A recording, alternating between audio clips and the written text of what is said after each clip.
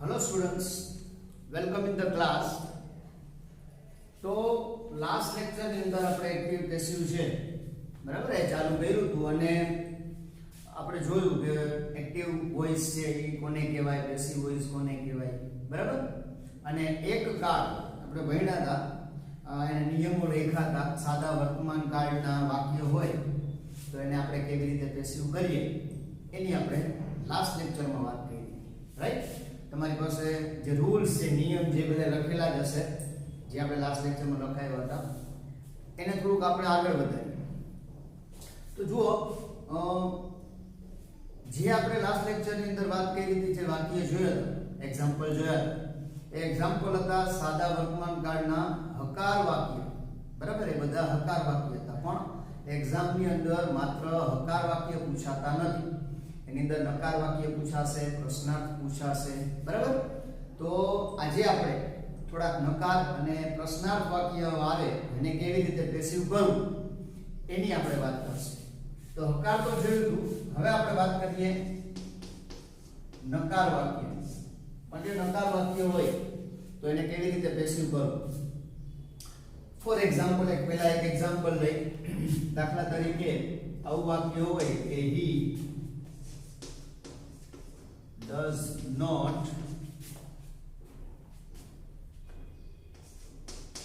visit my place. જો આ વાક્ય છે તો પહેલા તો નકાર વાક્ય એટલે શું, તો કે એની અંદર નોટ આવે ને નકાર વાક્ય કહેવાય બરાબર છે. તો આ તમને ખબર જ છે, બેઝિક વાત છે. હવે બીજી વસ્તુ આપણે વાત કરી હતી કાલે કે જ્યારે પણ આપણી સામે એક્ટિવ પેસિવ ના વાક્ય આવે ત્યારે પહેલું કામ આપણે શું કરીએ છીએ, તો કે પહેલું કામ હંમેશા કાળને ઓળખવાનું કરીએ છીએ. તો આ વાક્ય છે એ સાદા વર્તમાન કાળનું છે બરાબર. ખબર કેમ પડે, તો ખબર પડવા માટે જુઓ, જ્યારે નકાર વાક્ય આપ્યું હોય ને ત્યારે એની આગળ હંમેશા ડુ અથવા ડઝ આ સહાયકારક ક્રિયાપદ આપે. સાદા વર્તમાન કાળમાં આ છે સિમ્પલ પ્રેઝન્ટ ટેન્સ. આ યાદ રાખો કે સાદા વર્તમાન કાળમાં જો નકાર વાક્ય હશે તો એની અંદર કાં તો ડુ આપેલું હશે કાં તો ડઝ આપેલું હશે. જો ડુ ડઝ આવે એનો મતલબ સમજી લેવાનો કે આ સાદા વર્તમાન કાળનું વાક્ય છે. આ સહાયકારક ક્રિયાપદ કહેવાય, હેલ્પિંગ વર્બ. હવે બીજું નોટ અને એના પછી અહીંયા મુખ્ય ક્રિયાપદ વિઝિટ છે ને એ ક્રિયાપદ છે બરાબર છે. આ સહાયકારક ક્રિયાપદ છે, આ મુખ્ય ક્રિયાપદ કહેવાય આને. તો આપણી પાસે ક્રિયાપદ મળી ગયું. કરતા આપણને ખબર જ છે કે આગળ છે, અને કર્મ શું થાય તો કે ક્રિયાપદ પછી હોય ને એ કર્મ કહેવાય. આ મેઇન વસ્તુ છે. આટલી વસ્તુ આપણને ખબર પડી ગઈ. હવે આને આપણે પેસિવ કરશું. તો પેસિવ માટે કાલે જે નિયમ લખાવ્યા બરાબર, એ નિયમ આપણે ફોલો કરવાના છે. 5 નિયમ છે. 5 નિયમ પ્રમાણે વાક્ય કરવાના. એ જેમાં જેમ કીધું જેમ કરતા જાય એટલે પેસિવ થઈ જશે. પહેલો નિયમ યાદ કરો બરાબર, તમારી પાસે લખેલું જ હશે એ જુઓ બરાબર, અથવા તો યાદ કરો. જો યાદ હોય તો પહેલો નિયમ તો કર્મને કર્તાના સ્થાને મૂકવું. કર્મ શું છે? My place. એને આપણે ક્યાં લઈ આવશું? કર્તાના સ્થાન એટલે કે આગળ, માય પ્લેસ. ઓકે. બીજો નિયમ શું હતો યાદ કરો. બીજો નિયમ હતો એમ, ઇઝ અથવા આર, ત્રણમાંથી જે આવતું હોય, જે લાગુ પડતું હોય એને આપણે મૂકશું. તો માય પ્લેસ એક વચન છે એટલે ત્યાં લાગુ પડશે ઇઝ. My place is.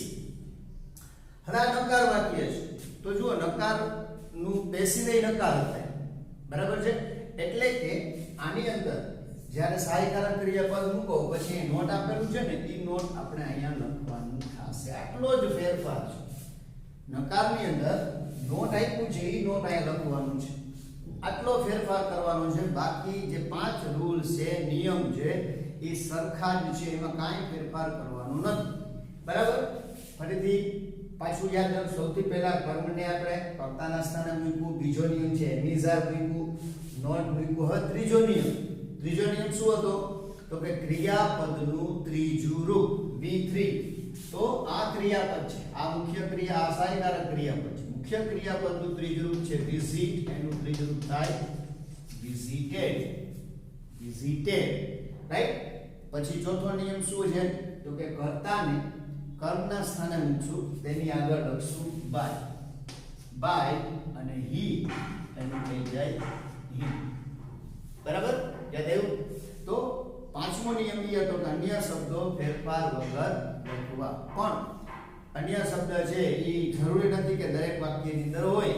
બરાબર? આની અંદર નથી કે અહીંયા વાક્ય પૂરું થઈ જશે. આ વાક્ય આવી રીતે બનશે, my place is not visited by him. Okay? સમજાય છે? નેક્સ્ટ, હવે આપણે પ્રશ્નાર્થની વાત કરીએ. તો માની લો કે પ્રશ્નાર્થ વાક્ય આપ્યું હોય, એને આપણે પેસિવ કરવાનું છે. તો પ્રશ્નાર્થ છે એનું પેસિવ એ પ્રશ્નાર્થ જ થાય. આ યાદ રાખ. દાખલા તરીકે એક એક્ઝામ્પલ તરીકે આપણે એક વાક્ય લઈ કે does she cook meal every day? પ્રશ્નાર્થ વાક્ય છે. તો પ્રશ્નાર્થ ચિહ્નમાં આપેલું જશે પ્રશ્નાર્થ વાક્યમાં, એટલે આપણને ખબર પડી ગઈ કે આ પ્રશ્નાર્થ વાક્ય છે. પહેલું કામ હંમેશા ઓલવેઝ શું કરવાનું છે? તો કે કાળને ઓળખવાનું કામ કરવાનું છે. અને પ્રશ્નાર્થ વાક્ય છે ને એની અંદર જે કર્તા આપેલું છે એની આગળ સહાયકારક ક્રિયાપદ આપ્યું હશે, અને એ સહાયકારક ક્રિયાપદ કયું હશે? તો કે આ છે ડુ અથવા ડઝ. મતલબ શું? તો કે ડુ અને ડઝ આવે ને એટલે એ સાદો વર્તમાન કાળ, પછી નકાર હોય કે પ્રશ્નાર્થ. તો અહીંયા ડુ ડઝ આપ્યું છે, પ્રશ્નાર્થ વાક્ય છે એટલે સાદો વર્તમાન કાળ છે. બરાબર? જો આ જે આપણે વિધાન વાક્ય કહ્યું ને એના જેવું જ થશે. આ ડઝ છે ખાલી આગળથી તમે કાઢી નાખો, મતલબ કે છે અંદર છે પણ તમે ખાલી જુઓ ને તો શું થાય? જો કર્તા, પછી ક્રિયાપદ, પછી કર્મ અને અન્ય શબ્દ છે ને. સિમ્પલ જે આપણે વાક્ય રચના છે કર્તા, ક્રિયાપદ, કર્મ, અન્ય શબ્દ, એ જ વાક્ય રચના છે, માત્ર આગળ શું આવી ગયું? Do does. બરાબર છે? આને આપણે માની લો કે પેસિવ કરવું છે તો શું કરવાનું? તો પેસિવ કરવા માટે ઓલવેઝ હંમેશા એક જ વસ્તુ યાદ રાખવાની છે, નિયમને ફોલો કરવાનો. નિયમમાં લખ્યું છે ને એ જ કરવાનું, બીજું કાંઈ નહીં. પહેલો નિયમ યાદ કરો શું છે? કર્મને કર્તાના સ્થાને મૂકવું. જો કર્મ શું છે? મીલ. કર્તાનું સ્થાન અહીંયા છે, એની નીચે આપણે મૂકશું. મીલ એટલે ભોજન, ખોરાક. બરાબર છે? તો મીલ આગળ લઈ લીધું. બીજો નિયમ શું છે? તો કે એમ, ઇઝ અથવા આર. હવે પ્રશ્નાર્થનું પ્રશ્નાર્થ જ બને.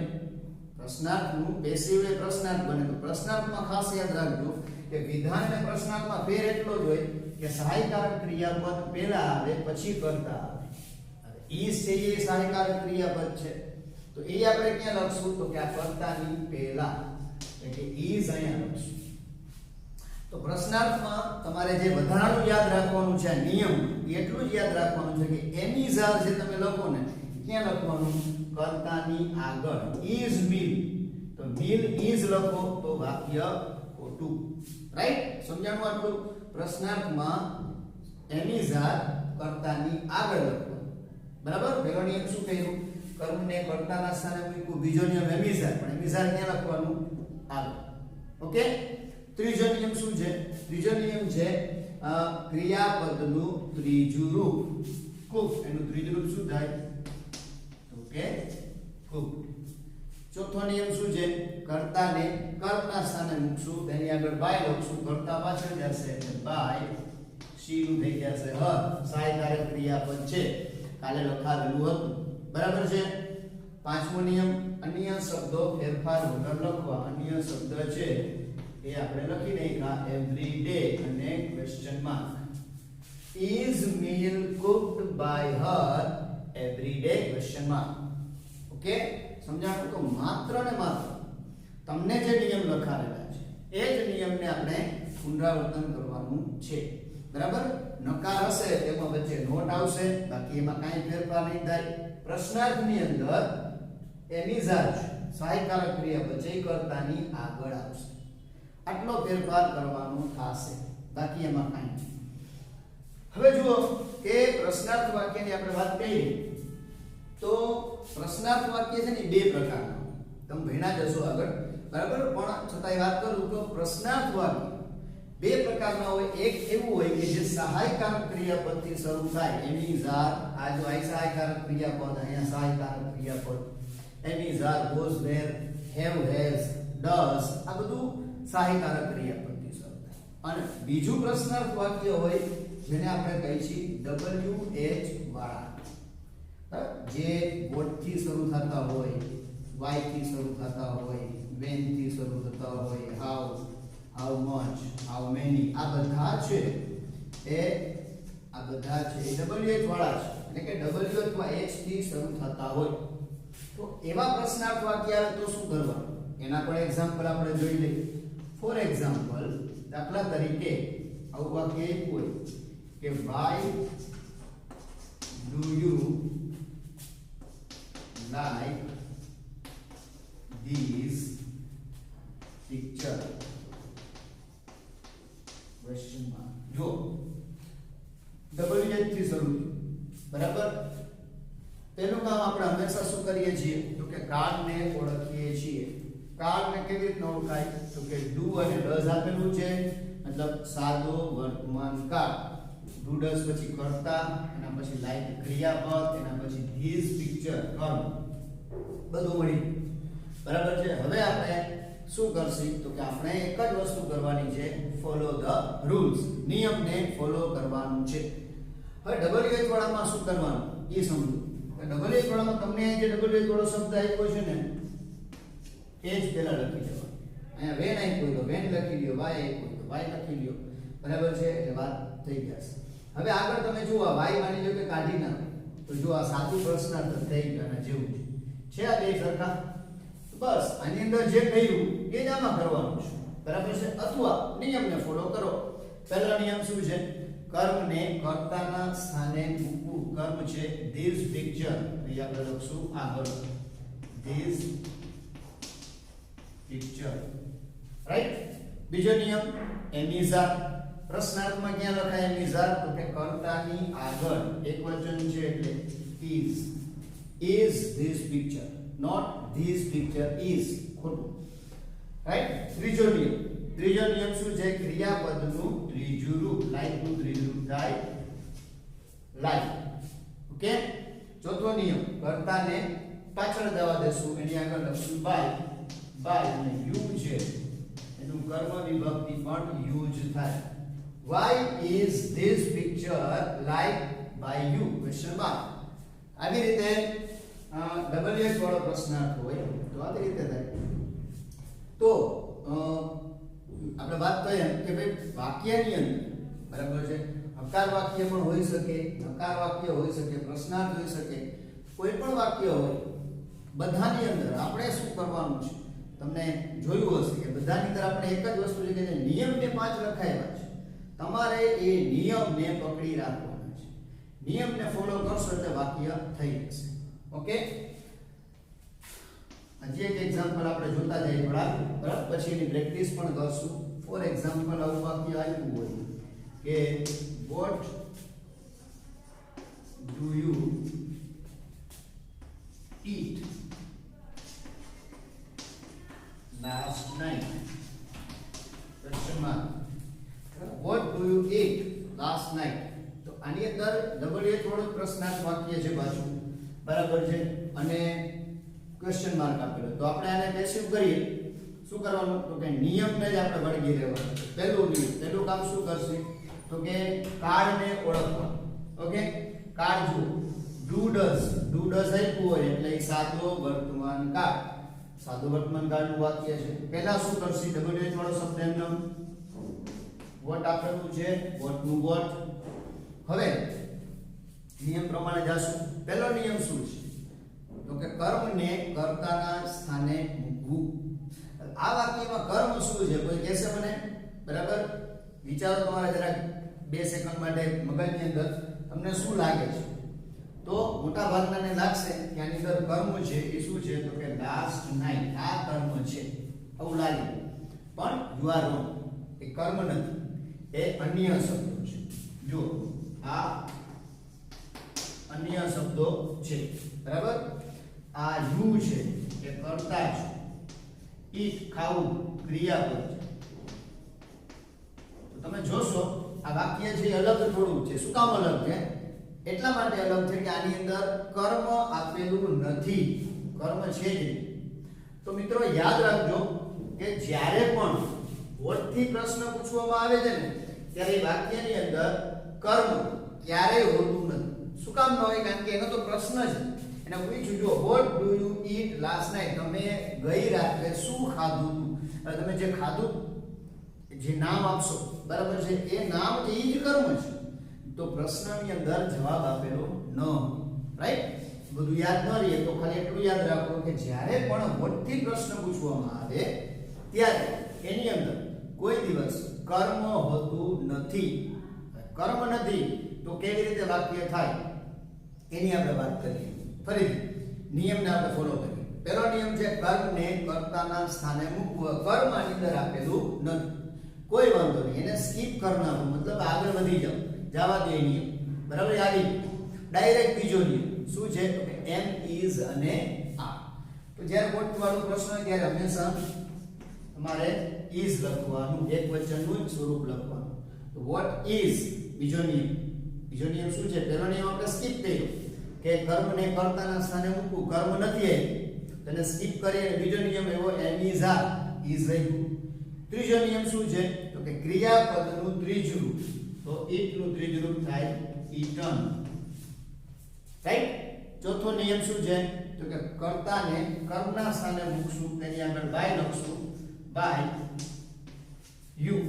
ચોથો નિયમ. પાંચમો નિયમ શું છે તો કે અન્ય શબ્દો ફેરફાર વગર લખવા. તો લાસ્ટ નાઈટ, એનું લાસ્ટ નાઈટ અને ક્વેશ્ચન માર્ક. જો આવી રીતે બનશે, what is eaten by you last night. Okay, સમજાઈ ગયું? તો આવી રીતે પ્રશ્નાર્થ વાક્ય છે એને આપણે પેસિવમાં ફેરવી શકાય છે. હજી એક એક્ઝામ્પલ તમને હું સમજાવી દઉં, બરાબર. લાસ્ટ એક્ઝામ્પલ પછી આપણે એની પ્રેક્ટિસ લેશું બધી વીક્સની અંદર. તો અહીંયા હું જરા આને સાફ કરી નાખું છું. જુઓ,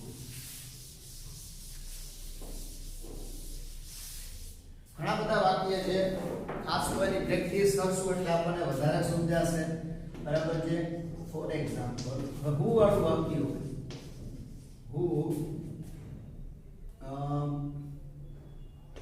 reads this novel.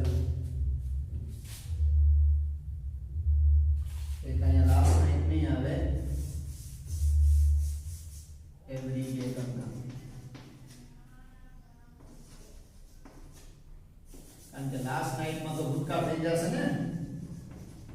Every day આવશે, રાઈટ? અહીં જરા ફેરફાર કરી નાખજો. લાસ્ટ નાઈટમાં તો એટલે તો ભૂતકાળ થઈ જશે. Okay, who reads this novel always. ચાલો, who થી પ્રશ્ન પૂછ્યો છે. તમને થોડોક અંદાજ તો આવી ગયો હશે આ વાક્ય જોઈને, બરાબર, કે જ્યારે મોટી પ્રશ્ન પૂછવામાં આવે ત્યારે એની અંદર કર્મ ન હોય તો આની અંદર તમે જોઈ શકો છો કે who થી પ્રશ્ન પૂછ્યો એનો મતલબ શું? એનો મતલબ ઈ કે આની અંદર કર્મ આપેલું નથી, કર્મ આપેલું નથી, બરાબર. બીજું, ક્રિયાપદનું એસ કે એસ વાળું રૂપ આપ્યું છે, મતલબ આ વાક્ય છે સાદા વર્તમાન કાળનું છે. તો જુઓ, હું આપ્યું છે રીડ્સ, ક્રિયાપદ આપ્યું છે, ક્રિયાપદ પછી ધીસ નોવેલ, તો એ કર્મ આપેલું છે, બરાબર. ઓલવેઝ છે, અન્ય શબ્દ આપેલા છે. તો આપણી પાસે શું છે તો કે ડબલ એચ વાળો શબ્દ છે, બરાબર છે. સહાયકારક ક્રિયાપદ ન હોય હું ની અંદર, તો હું પછી ક્રિયાપદ આપ્યું છે, પછી કર્મ છે, પછી અન્ય શબ્દ છે. આને આપણે પેસિવ કરવાનું છે, બરાબર છે. તો હું વાળું થોડુંક અલગ રીતે પેસિવ થશે, બરાબર. સમજો, સૌથી પહેલા તો હું ની જગ્યાએ હું નથી લખવાનું, પણ લખવાનું બાય હુમ.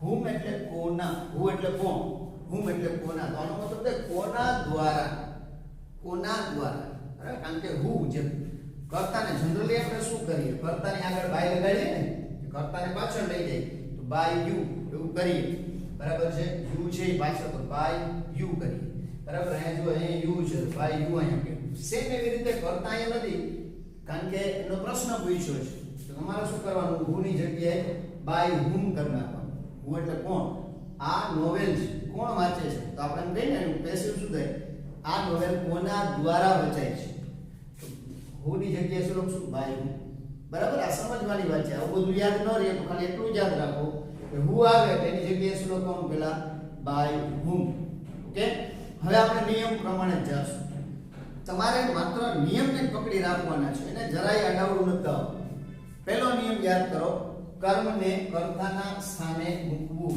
તો કર્મ છે બરાબર છે એને આપણે આગળ લેશું ધીસ નોવેલ બીજો નિયમ શું છે તો કે એમિઝા ક્યાં આવે કર્તાની આગળ તો અહીંયા એસ કે એસ વાળું રૂપ હોય એટલે એકવચન હોય એટલે ઇઝ આ by whom is this novel બરાબર અથવા નિયમમાં જાય પહેલો નિયમ કર્મને કર્તાના સ્થાને મૂક્યું એટલે આગળ લીધું બીજો નિયમ એમિઝા પણ કર્તાની આગળ બરાબર છે ત્રીજો નિયમ શું છે ક્રિયાપદનું ત્રીજું રૂપ રીડ એનું ત્રીજું રૂપ થાય રેડ સ્પેલિંગ એ જ રહે બરાબર રીડના ત્રણેય રૂપ સરખા રીડ રેડ રેડ બોલાય રેડ પણ સ્પેલિંગમાં કાંઈ ફેર પડશે નહીં તો રેડ રાઈટ પછી ચોથો નિયમ આવી ગયો પાંચમો નિયમ અન્ય શબ્દો ચોથો નિયમ કે કર્તાને ક્રિયા કર્મની જગ્યાએ મૂકશું પણ કર્તામાં આપેલું નથી એની જગ્યાએ આપણે બાય whom લખી નાખ્યું આમાં ચોથો નિયમ સ્કીપ થશે આમાં પહેલો નિયમ સ્કીપ થશે સમજાય છે કે નહીં ફરીથી સમજો બરાબર કારણ કે થોડુંક અલગ અઘરું અને અલગ વાક્ય છે પહેલો નિયમ આપણે શું કહ્યું તો કે કર્મને કર્તાના સ્થાને મૂક્યું બીજો નિયમ શું છે એમિઝા ક્યાં આવે કર્તાની આગળ તો અહીંયા ઇઝ મૂક્યું ત્રીજો નિયમ શું છે તો કે ક્રિયાપદનું ત્રીજું રૂપ મૂક્યું ચોથો નિયમ શું છે તો કે કર્તાને કર્મના સ્થાને મૂકવું તેની આગળ બાય લખવું પણ આમાં કર્તા આપેલો નથી ને બાય આપણે લગાડી દીધું છે બરાબર એટલે ચોથો નિયમ સીધો આવી ગયો ડાયરેક્ટ પાંચમો અન્ય શબ્દો ફેરફાર વગર લખવા ઓલવેઝ અને ક્વેશ્ચન આ વાક્ય આવું બનશે by whom is this novel read always કે થોડુંક અલગ લાગશે બોલશો ને બરાબર તમને બોલવામાં થોડુંક અલગ લાગશે મેં તમને પહેલા જ કીધું કે જનરલી અંગ્રેજી ભાષા જ્યારે લખવામાં આવે છે બોલવામાં આવે છે ત્યારે પેસિવ વાક્ય છે મેં જો આવા વાક્ય છે પેસિવ એનો ઉપયોગ છે ને તમને ઓછો જોવા મળશે બહુ ઓછો જોવા મળશે 90% આપણે એક્ટિવ વાક્ય બોલીએ છીએ લખીએ છીએ બરાબર પણ પેસિવ વાક્ય છે એનો ઉપયોગ છે આપણે ઘણો બધો ઓછો કરીએ છીએ તો સાદા વર્તમાન કાળના જેટલા પ્રકારના વાક્ય હતા એ બધાય પ્રકારના આપણે એક્ઝામ્પલ છે કે જોઈ લીધા બરાબર ખાસ કરીને 3 પ્રકારના વાક્ય આવશે ફરીથી એકવાર બધું રિપીટ કરાવી દઉં તો હકાર વાક્ય જે આપણે કાલ કર્યા હતા નકાર વાક્ય નકારમાં શું કરવાનું વચ્ચે નોટ આવશે પ્રશ્નાર્થ વાક્ય આવશે પ્રશ્નાર્થમાં હંમેશા શું થશે તો કે જે સહાયકારક ક્રિયાપદ છે એમ ઇઝ આર એ હંમેશા ક્યાં લખવાનું આગળ લખવાનું ઓકે અને ડબલ્યુ એચ વાળું હોય તો એની અંદર ડબલ્યુ વાળો શબ્દ પછી આગળ વધશું વોટ વાળું થોડું અલગ થશે અને હુ વાળું અલગ થશે ઓકે તો અહીંયા દરેક પ્રકારના જે વાક્ય જે તમને એક્ઝામમાં પૂછાય છે પરીક્ષાની અંદર એક્ટિવ પેસિવ છે એ ફરજિયાત છે યાદ રાખજો તમને પરીક્ષામાં પૂછાશે જ